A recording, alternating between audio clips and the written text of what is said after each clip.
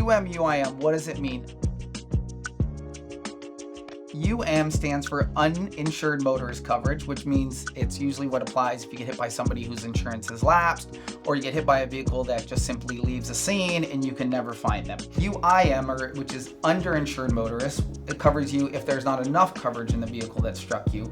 For example, if you go to the hospital and your bills are hundreds of thousands of dollars and you find that the car that hit you only has $25,000 in coverage, your insurance would then step in the shoes and pay the UIM to try to help you get the additional coverage to help pay for all of your bills. The most common instance or scenario where UIM would apply is if you're involved in an accident with a hit and run.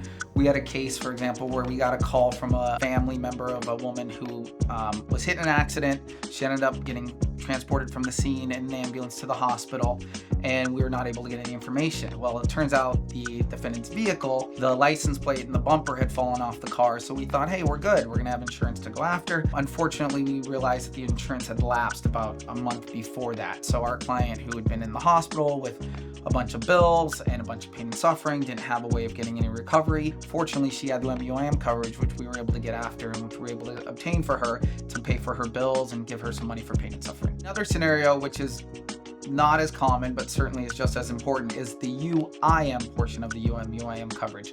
That applies anytime you're involved in an accident and there's not enough coverage from the other side or from the other vehicle who hit you.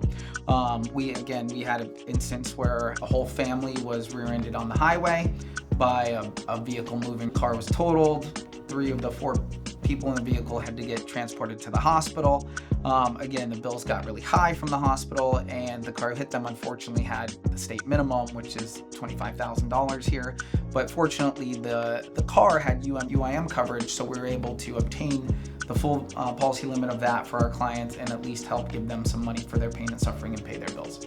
The third scenario, which is a little more unique, not nearly as common as the other 2 that we discussed already. UIM would apply anytime there is a vehicle involved in the incident.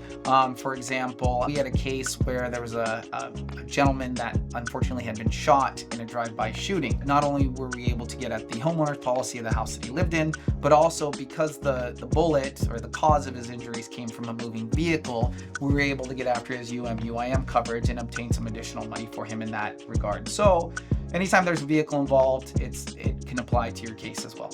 Now that you have a basic understanding of how UIM works, or let me tell you one extra perk that you have.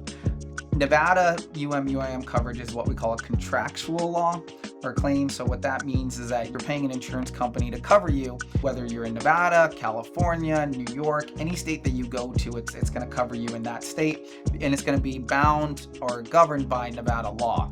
And Nevada is generally one of the better states for UIM coverage in the country. I hope you found this video helpful and informational. If you have any questions, feel free to reach out.